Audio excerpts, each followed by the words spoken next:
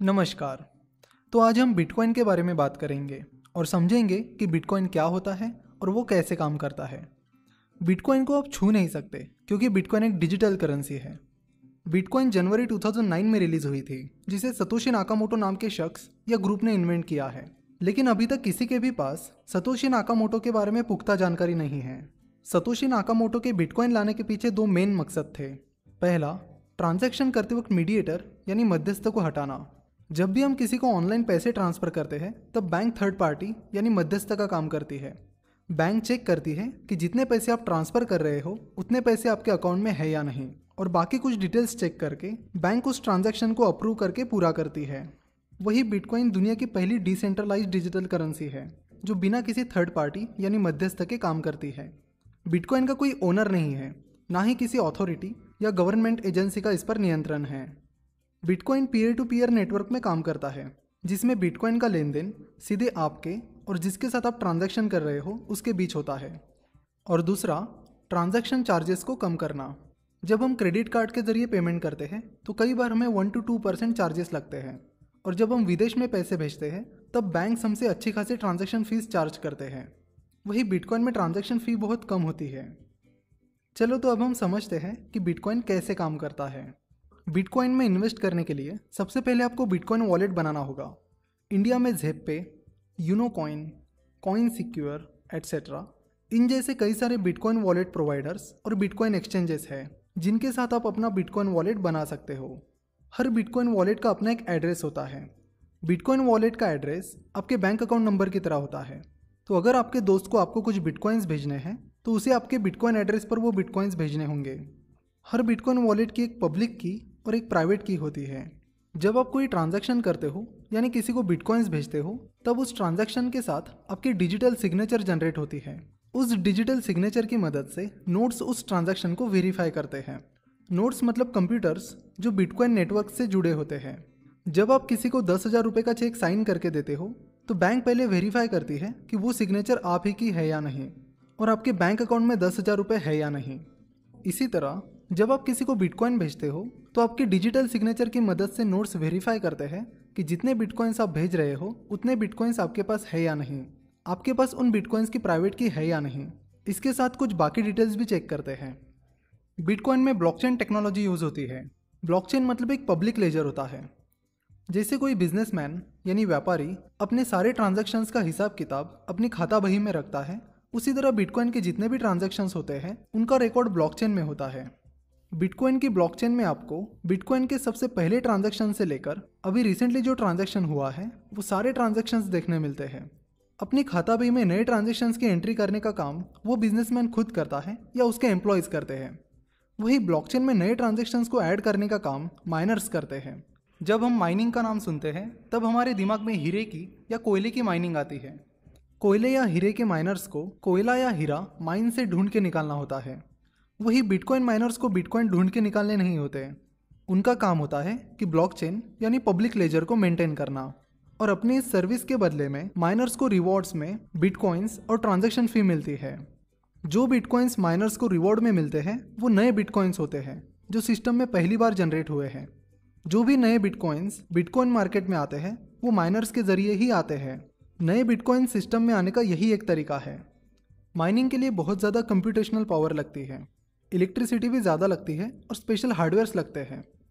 जैसे कि हम डॉक्यूमेंट्स को फाइल में रखते हैं वैसे ही बिटकॉइन ट्रांजैक्शंस को ब्लॉक में रखा जाता है, और जब कोई फाइल डॉक्यूमेंट से भर जाती है तब आपको अपने नए डॉक्यूमेंट्स किसी दूसरी फाइल में रखने होते हैं। इसी तरह बिटकॉइन के सारे ट्रांजैक्शंस को आप एक ही ब्लॉक में नहीं रख सकते। फिलहाल बिटकॉइन के एक ब्लॉक की साइज़ 1 MB है, इसीलिए एक ब्लॉक में कुछ लिमिटेड ट्रांजैक्शंस ही रखे जाते हैं। और जब कोई ब्लॉक ट्रांजैक्शन से भर जाता है तब नेक्स्ट ट्रांजैक्शंस को नए ब्लॉक में रखा जाता है। हर ब्लॉक में उसके पहले वाले ब्लॉक का रेफरेंस होता है, और जो नया ब्लॉक अभी बना है उसका रेफरेंस नेक्स्ट ब्लॉक में यूज़ किया जाता है। इस तरह ब्लॉक्स की एक चेन बन जाती है, इसीलिए इसे ब्लॉकचेन कहते हैं। इस तरह ब्लॉकचेन में आपको अब तक हुए सारे ट्रांजैक्शंस देखने मिलते हैं। मतलब ये खाता बही है जिसमें आप आज तक हुए बिटकॉइन के सारे ट्रांजैक्शंस देख सकते हो।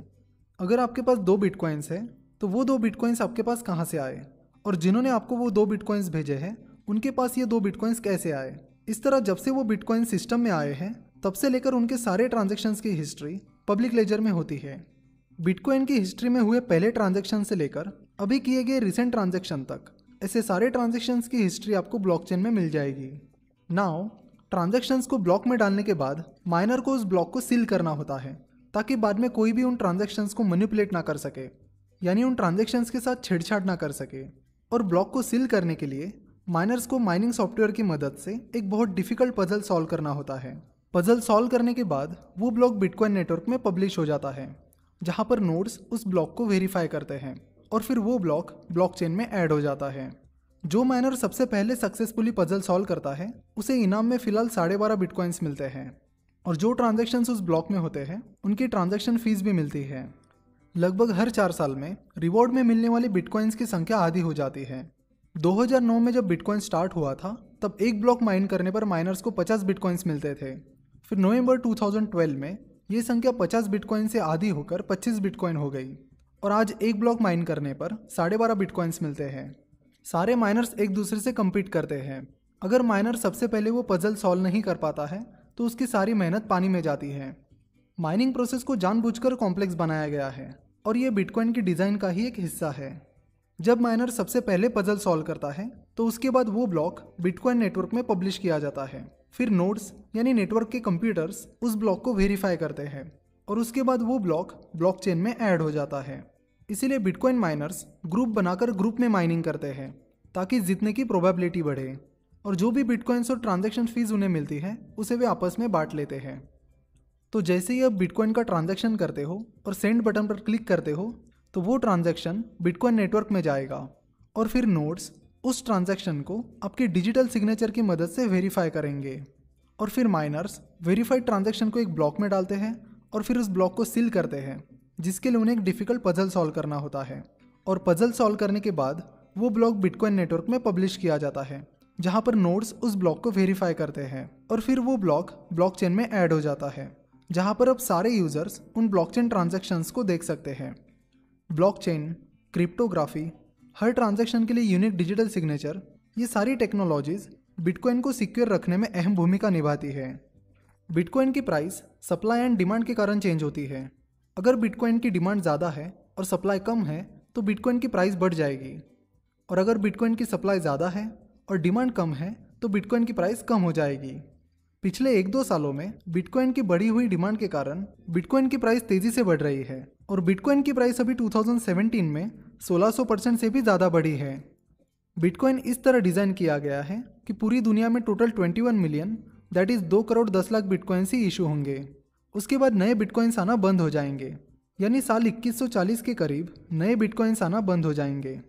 आप ज़ेप पे, यूनोकॉइन, कॉइन सिक्योर एट्सेट्रा इनके मोबाइल ऐप के जरिए अपना बिटकॉइन वॉलेट बनाकर बिटकॉइन बाय और सेल कर सकते हो।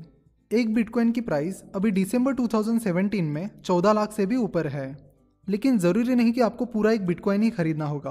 आप बिटकॉइन फ्रैक्शन में भी खरीद सकते हो, यानी आप सतोशी खरीद सकते हो। 10 करोड़ सतोशी मतलब एक बिटकॉइन होता है। बिटकॉइन के नेक्स्ट लेक्चर में हम बिटकॉइन के रिस्क और रिवॉर्ड्स कवर करेंगे।